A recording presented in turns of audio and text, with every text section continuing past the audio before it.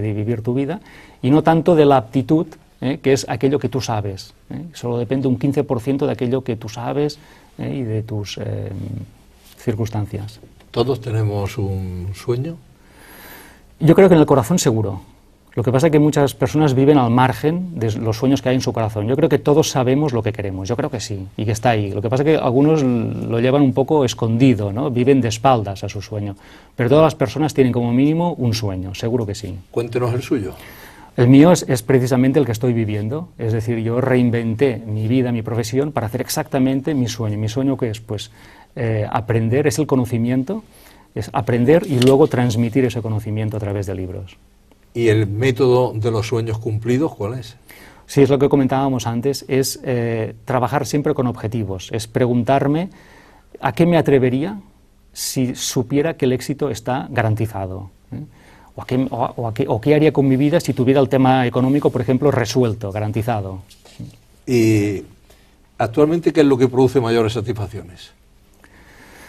Bueno, yo creo que el significado y el sentido, es decir, yo trato con muchas personas al final del año y vienen al gabinete de coaching buscando significado, es decir, son personas que están en los 30, en los 35, 40 años y no están buscando más resultados o éxitos, sino lo que buscan es significado, un porqué, un para qué levantarse, ¿no?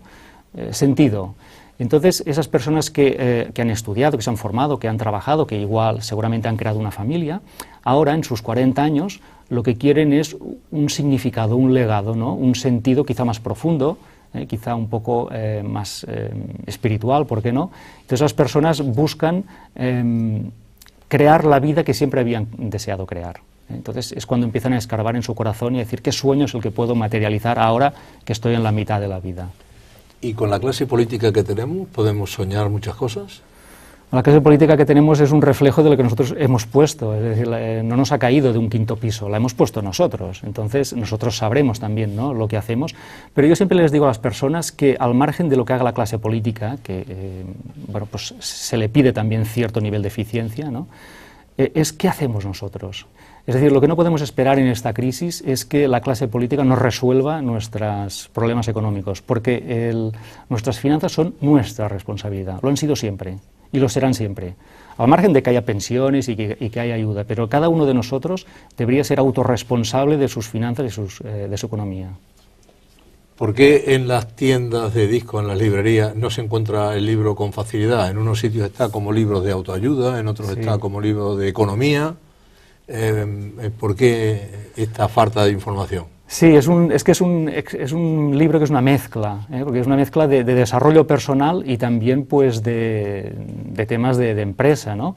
Entonces, yo soy un poco el reflejo de eso. Yo soy una persona que se ha formado como economista, que ha trabajado en el mundo de la empresa, pero también me considero un emprendedor con corazón, ¿no? Una persona pues muy conectada consigo mismo, ¿no?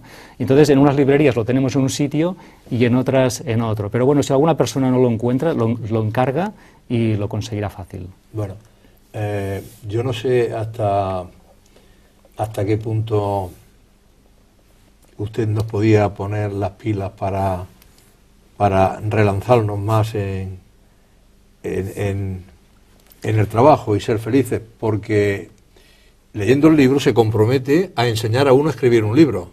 A lo mejor uno sería más feliz, porque si usted ha llegado a ser feliz escribiendo un libro, ¿cómo podría darle a la gente 4 reglas para que escriba un libro? ¿Tan fácil es? Sí, es más fácil de lo que parece, ¿eh? Lo difícil es vender un libro, la gente no lo sabe, es decir, lo difícil es venderlo, promocionarlo, ¿no?, hacer que se lea, pero escribirlo es mucho más sencillo de lo que puede parecer, ¿no? Además ahora hay muchos cursos y métodos para hacerlo.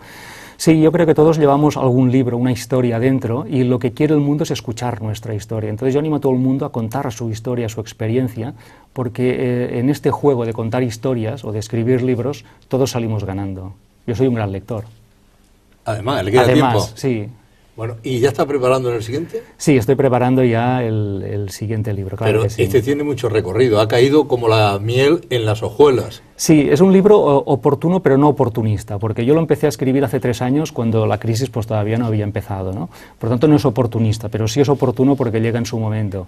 Y ahora estoy preparando una versión en vídeo, es decir, a personas pues que a lo mejor no tienen ganas de leerse un libro, pues que puedan acceder al conocimiento que hay en este libro con un vídeo, con un DVD, con un documental. Entonces este año trabajaré en eso. Bueno, es enorme. ¿Se levanta cada día ilusionado? Cada día me levanto como si fuera la mañana de Reyes. Yo vivo cada día como si fuera una vida en sí misma. Cuando me levanto y despierto, nazco. Y cuando me duermo por la noche, muero. Y cada día me pregunto lo mismo. ¿Este día, esta vida de hoy ha valido la pena? ¿Y por qué ha valido la pena esta vida de hoy? Esta microvida de hoy. ¿Y la respuesta siempre sí? La respuesta es siempre sí, porque cada día hago como mínimo un pasito para acercarme o para mejorar como profesional, como ser humano, ¿no? Cada día hago alguna acción. ¿Le han felicitado por haberlo escrito? Muchísimas personas que no conozco, que me escriben correos electrónicos en mi web y sobre todo padres. Es curioso porque este es un libro que yo pensé para personas que están en los 30, en los 40 años y resulta que los padres lo regalan a los hijos y hijos de 15, 16, 18 años, ¿eh? Entonces yo creo que está inspirando a muchas personas a entender qué es la globalización y sobre todo a manejarse con ella, porque ha llegado para quedarse. ¿Le tenemos que tener mucho miedo a la globalización? No, nada de miedo. Yo creo que es una gran oportunidad. Yo creo que ahora mismo hay más oportunidades que nunca. Lo único que tenemos que hacer es cambiar la forma de proceder, nuestros hábitos y seguramente formarnos más y mejorar como profesionales. ¿Por qué no somos capaces de ver los tiempos que nos vienen en lo harto? No, yo creo que no. Yo creo que no. Yo les recomiendo a toda la persona que nos esté viendo que se haga con él, que lo lea, que no es un libro que cueste, tampoco no es un libro que leyéndolo, si te pasas un capítulo, luego pierdas tal, puedes andar para adelante y puedes andar para atrás. De hecho, la gente va a andar para adelante y va a andar para atrás con el libro, es decir, va a leer una cosa y va a volver atrás a ver aquello para volver a liarlo. Yo le felicito muchísimo por él, creo que es un libro de mucha utilidad para muchas personas que en estos tiempos están perdidas, viendo cuando cualquier profesión que sea de hacer cosas a mano, hay otros que la hacen mucho más barato y por tanto estamos mandados a desaparecer en la medida que vaya pasando el tiempo y la única salida es plantarle cara a los tiempos que nos vienen. Así es, ser mejores que ayer. Ser mejores que ayer, esta sería la palabra. Bueno, señor Raymond, aquí tiene usted su micrófono. Dígale usted a la gente todo lo que yo no le he preguntado, pero quiere contarlo de él.